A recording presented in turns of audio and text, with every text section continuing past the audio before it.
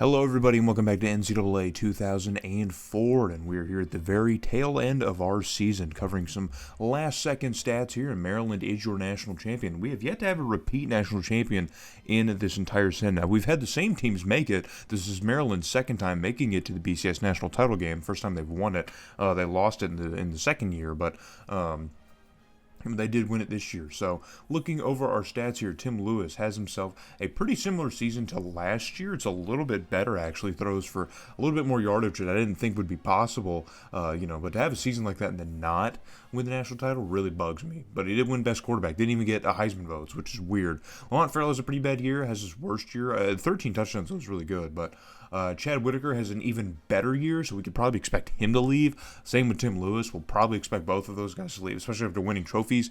Probably expect them to leave. Scotty Mitchell, on the other hand, only a sophomore here, and he has a season similar to last year's, a little bit worse, but just as productive. We'll be keeping him, of course. Sean Watts is I think, about done, and then Jody Quinn. We'll probably see Jody Quinn step up probably into that receiver 2 role if Chad Whitaker is to leave. That's probably what we can expect to happen with our receiving core. Looking at the offensive line here, solid production all around, man. God, you can't be mad about any of these numbers, man. Everyone had a great season. Antoine Brace, even as a starter, as a sophomore, had a pretty good year. Trey Gilmore, probably the worst season on the O-line, but still, I mean, I'm not super upset about it. I'll happily take that.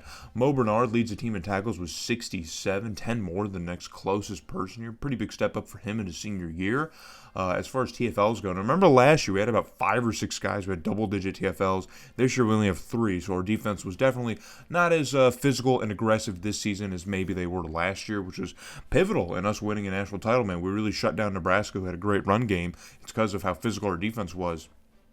We could just limit that. So the only blemish we had is that Tennessee game. We even proved that we could beat Tennessee in crushing fashion. So I'm just going to chalk it up to a fluke of a game and, not really take it as any sort of indicator of just how bad this team was compared to last year's, because I still think we have probably as good, if not a better team this year. So taking a look at the SEC, we, of course, sit at the top of it. Arkansas behind us, Tennessee at 3rd, and then LSU at 4. And then really, is after South Carolina, it's just a huge fall off, man. The SEC was really kind of top and bottom, have and have not this year. And Georgia, complete fall off this year, man. I don't know what happened to the Bulldogs, but Georgia completely imploded this season. It was rough, man. It was bad.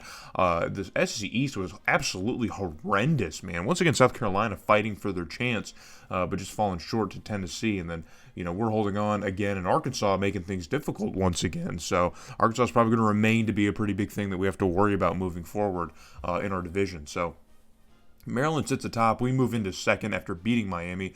Texas moves up to 3rd. Colorado State drops to 4th. Ohio State rounds out the top 5. Notre Dame is at 6. Penn State moves up to 7. Southern Miss falls all the way to 8 after losing to Texas. Miami drops to 9. Oklahoma stays at 10. Arkansas drops to 11 after losing their bowl game.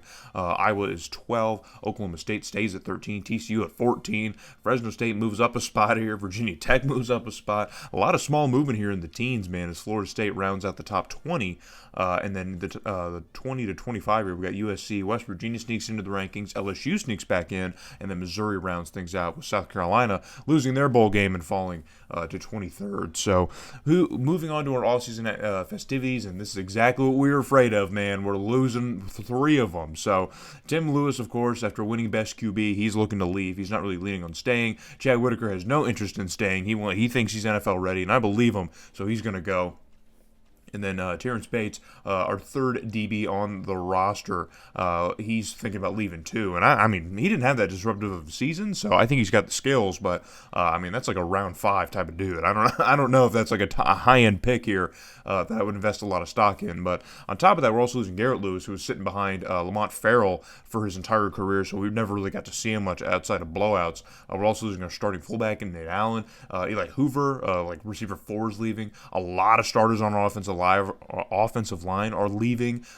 2 defensive ends we're losing, one of which is, I think both actually were starters on either side. I think we moved them around. We're losing a lot of important starters on the defense, including Mark Blackwell, who was kind of the last of that tandem between him and Cecil Randolph that really kind of held things down in our secondary the last few seasons. So we're ushering in a new era, guys. It's a whole new class of guys that we're going to be kind of relying on now. So new people all around the roster. So, but here is the results of recruiting. So we got the number 7th running back, the number 1 middle linebacker in the country, the number 2 receiver, number 2 defensive tackle, number 1 strong safety in the country, number 4 quarterback, number 1 wide receiver. So we got 1 and 2. Those are really the big polls of the 5 stars. I know we had even more that ranked a little bit lower in the top 10, but we still got a ton of top 10 guys at a lot of respective positions. And of course, we lost a lot. There was a lot that I was actually fighting for this year. Last year didn't really fight that hard for a lot of them since we already had a pretty great team, but this year there was a lot I was fighting for that I did lose that I really actually kind of wanted. Like the number 1 tight end in the country I was in on a lot, and he flipped to Marshall. The number 3 running back I was in on, he went to Ohio State. So did the number 2 right end, who I really wanted, and he went to Ohio State.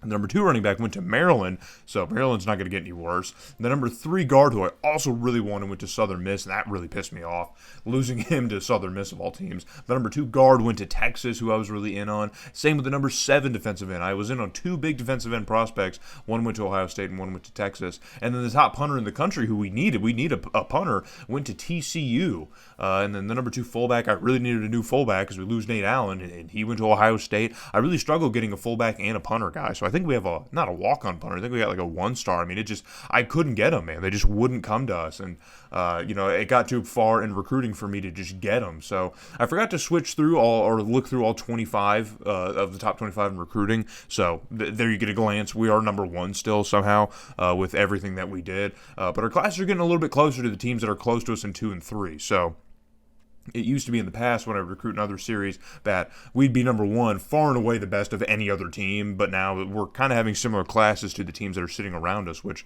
are important to note, man. We had Texas sitting around us too, man. I think Miami was still around as well, so it's a lot of familiar faces. No one's getting a lot worse. A lot of the same teams are going to stay better, man. Blue Bloods are staying Blue Bloods. So the reason I included the training results, because as you can see, we still have a lot of mid-80s to like high 80s, and also a lot of like low to mid-90s as well. So this team is going to remain as effective as it has been in years past. I'm just as confident, man. We should be competing for a championship every single year moving forward. So Stephen Bentley is a sophomore now, and he's going to start for us at quarterback as a 93 overall. And we have a ton of depth at the position behind him, so I am not worried about quarterback in the slightest. Christian Mitchell is up to an 87. He's been sitting on the roster for a few years. Running back might be a bit of a question mark next season, but for this year, we should be fine completely. One of these guys in depth here should at least get to a low 80, and we should be all right.